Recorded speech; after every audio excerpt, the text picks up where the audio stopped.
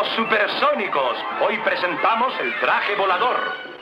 Con el papá, supersónico. El hijo, cometín sónico. La hija, lucero sónico. Y la mamá, ultrasónico.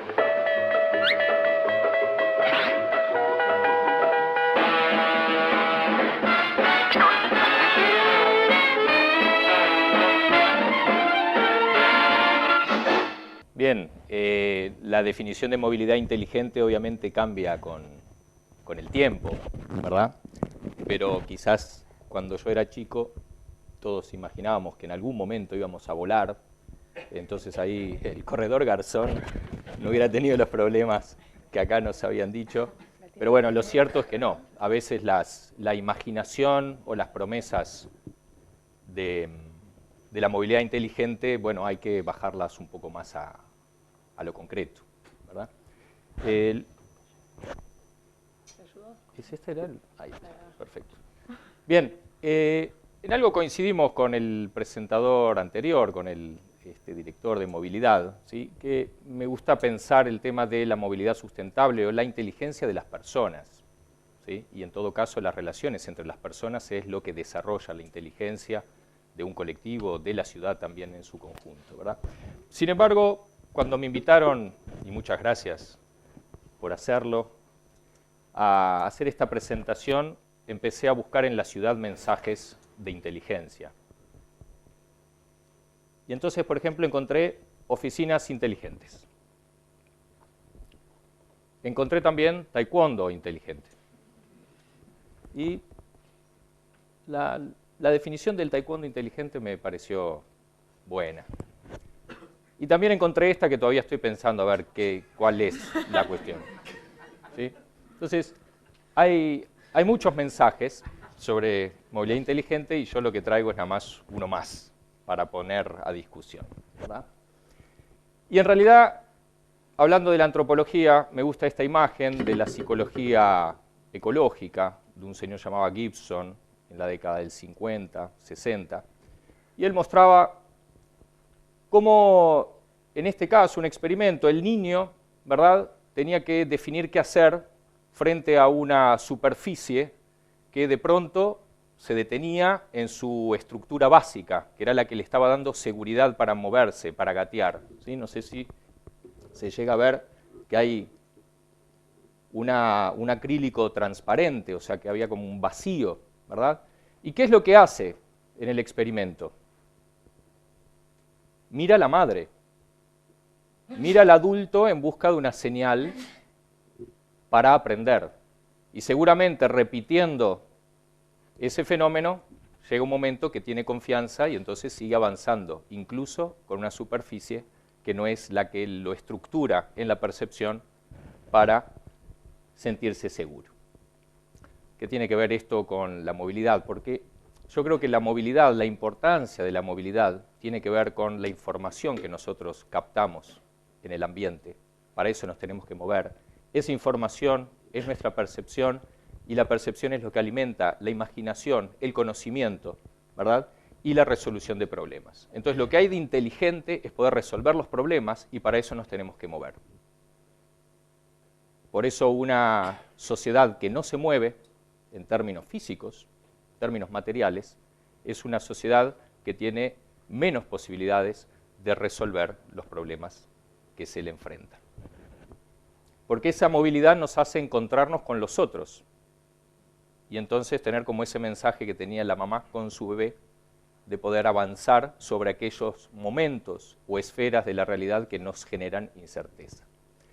Por eso, esto me parece también que comparto bastante, es una definición que aparece en una página, Montevideo 2030, creo que está motivada por la Intendencia, por el Grupo de Planificación Urbana, pero me pareció también interesante con un solo detalle. Pero ahí dice, la movilidad es un derecho de ciudadanía, ya que supone información, intercambio, posibilidades de acceso a las ofertas urbanas. Y luego agrega, trasladarse de un punto a otro en forma rápida y segura es además un factor clave de calidad de vida. Lo que no estoy de acuerdo es que siempre tiene que ser rápido, ¿sí? A veces la movilidad no rápida permite informarse, intercambiar, acceder a los recursos urbanos, ¿sí? Y entonces creo que también tenemos que pensar la movilidad inteligente, tratar de sacarnos algunos valores que se han ido colocando como dominantes en nuestro pensamiento sobre la ciudad. Me salté una diapositiva que decía de qué voy a hablar. Y lo que voy a hablar es, después de esta introducción, ¿verdad?, solo contarles algunos temas, problemas que las ciencias sociales en la Universidad de la República, y no solamente allí, han detectado de qué pasa con la movilidad hoy en Montevideo, pero sobre todo quiero contarles o informarles, algunos ya lo deben conocer, cómo es el trabajo que estamos haciendo desde el programa Unibici de la Universidad de la República para promover el uso de la bicicleta entre los universitarios y al mismo tiempo de esa manera contribuir a una movilidad inteligente en toda la ciudad y esperamos también quizás en otros lugares del país. Entonces, algunas características de la movilidad que aparecen en los estudios de las ciencias sociales.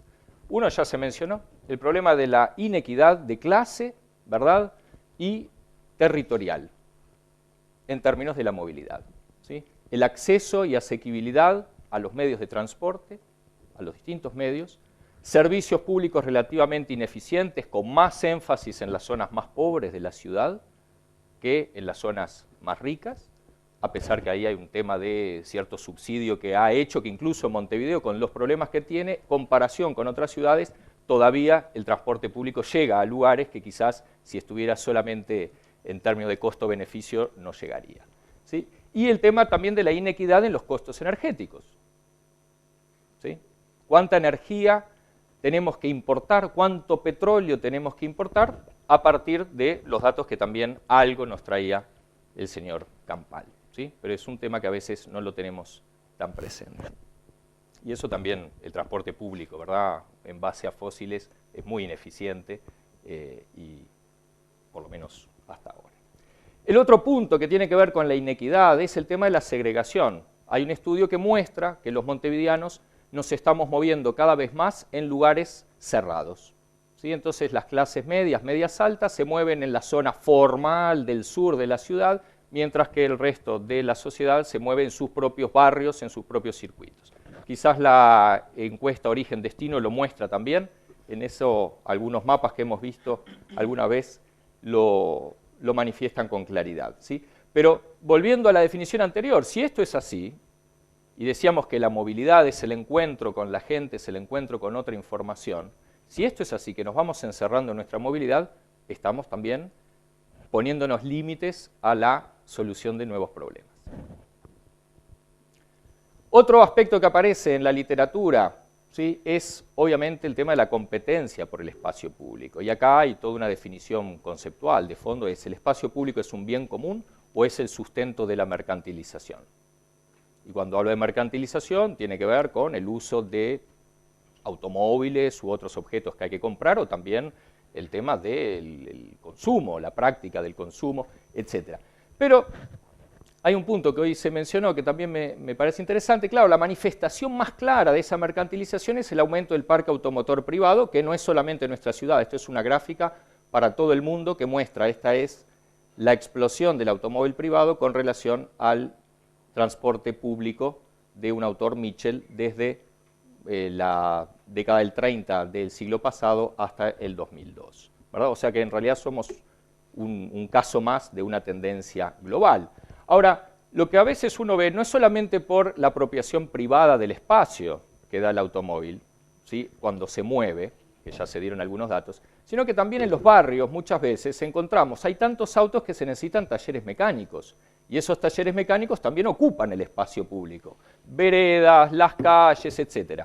Un tema que después, cuando les cuente algunas de las dificultades que tenemos para tratar de promover ciclovías, es, bueno, qué intereses tocamos, ¿verdad?, cuando tenemos que levantar, por ejemplo, un estacionamiento en una cuadra o en 3 cuadras. No es solamente al auto que va y estaciona, que capaz que lo podemos convencer de que, bueno, es mejor tenerlo, en lugar de tenerlo 6, 7 horas estacionado, cambiar de medio de locomoción. Hay mucho auto estacionado que no es solamente para el transporte. Otro aspecto que tiene que ver, aparece en la literatura de ciencias sociales, bueno, el problema de cómo el servicio público de transporte en Montevideo, un servicio controlado por la Intendencia, pero está a cargo de las empresas privadas, ¿sí?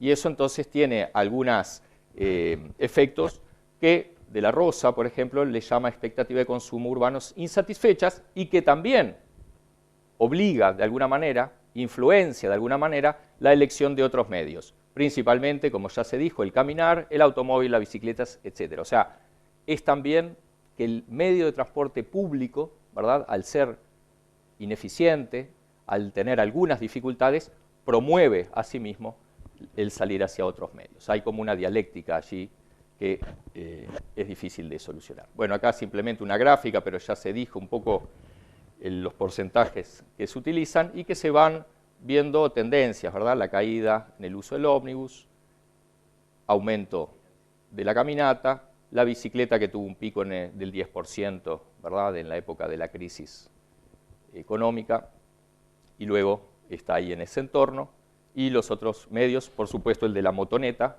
¿sí?, que hoy no se mencionó, pero es un gran problema, no solamente en Montevideo, sino también veníamos conversando con algunos colegas en otras ciudades fuera de Montevideo, donde también el programa Unibici quiere actuar en ese sentido.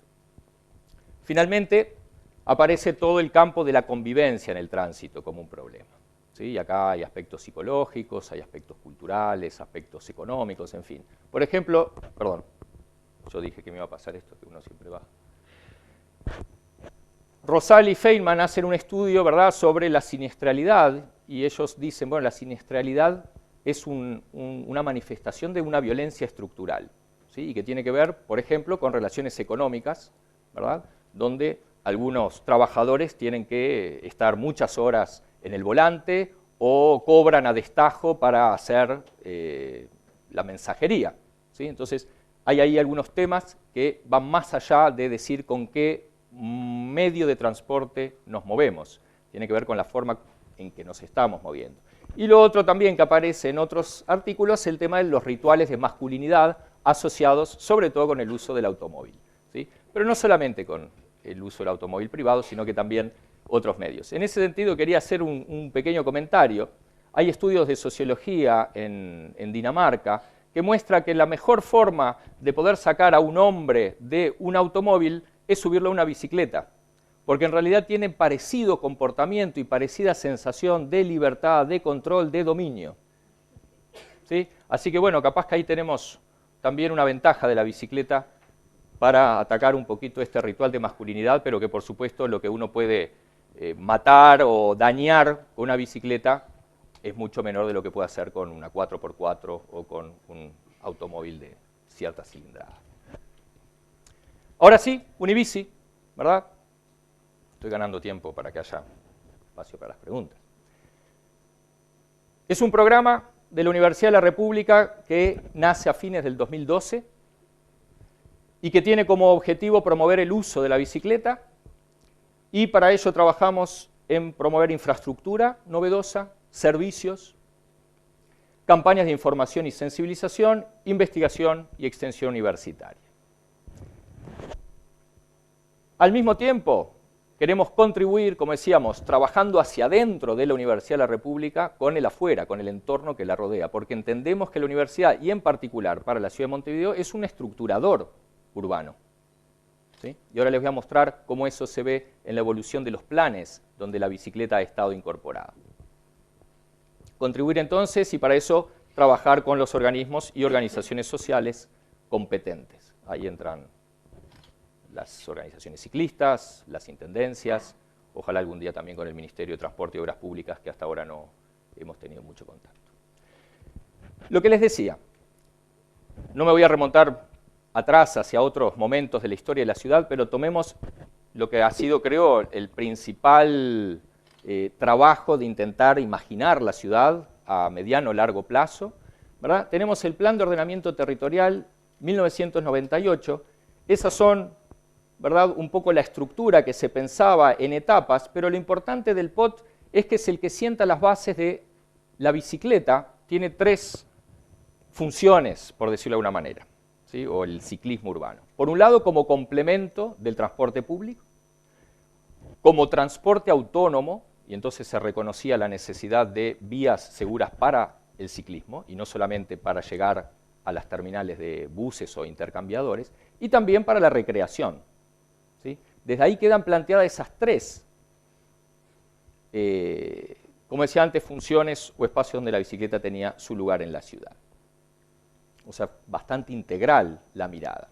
Pero luego, claro, lo que decíamos, vino un momento de la historia de la ciudad que puso, ¿verdad?, entre aspas y de palillos todo lo que se había imaginado con el POT. Y se forma la Comisión del Birrodado en el 2003, ¿verdad?, con una amplia integración, y acá el problema ¿cuál era? Eran los pobres en bicicleta. Y entonces lo que se pensó para actuar en la ciudad era por los grandes flujos donde las personas que habían tenido que tomar la bicicleta, porque no tenían otra opción, llegaran a su lugar de trabajo y sobre todo al centro. Y luego viene el plan de movilidad. Superado ese momento, otra vez hay espacio para pensar la ciudad de forma global, sin embargo la bicicleta ahí se ve mucho más reducida su papel, su rol, que lo que había sido en el POT. Se recogen ideas del POT, pero si uno lo ve en cuáles son las propuestas, ¿verdad?, es mucho menos kilómetros de ciclovía, por ejemplo, por manifestar solo un indicador. Pero se mantiene, de todas maneras, dos de las tres principales funciones. Se mantiene la función recreativa, y entonces se plantean, por ejemplo, lo que está aquí en azul, que son las ciclorrecreativas, o un espacio para poder, por ejemplo, los domingos, tener libre para circular, no solamente con bicicletas, sino también con otros transportes activos, skates, patinetas, rollers, en fin, o caminar. Y se mantiene también la idea de la llegada a las estaciones de transbordo. A partir de allí, y un poco por el trabajo de algunas organizaciones, pero también porque se vio que era una necesidad, empieza a haber una cierta transformación y se recupera la idea, muy gradualmente, de la bicicleta como un sistema autónomo, no solamente como complemento. Y es ahí, en ese contexto, donde podemos ubicar a Unibici. ¿Y por qué quiere Unibici aparecer? ¿Por qué emerge? No es que quiera aparecer, es una resultante, ¿no?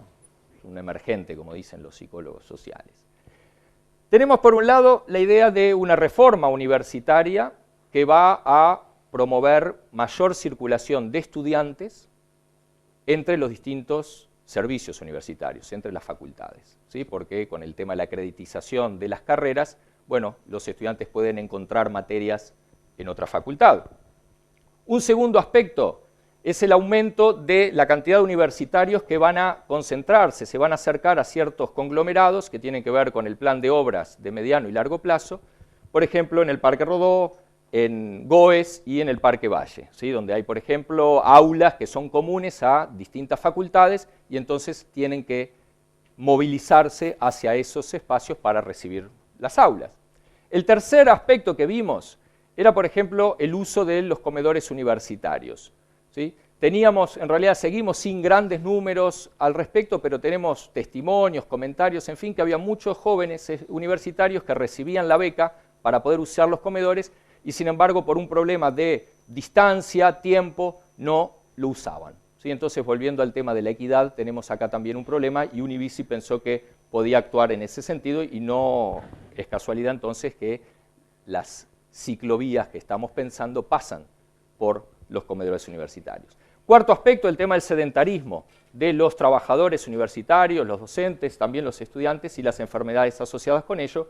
Entonces, podíamos como matar varios pájaros de un tiro. Y finalmente, la idea de la ambientalización de las prácticas universitarias, ¿sí? Pensar a la universidad como un sujeto que provoca efectos ambientales, ¿verdad? Y que no es tan común tenerlo presente dentro de la propia institución.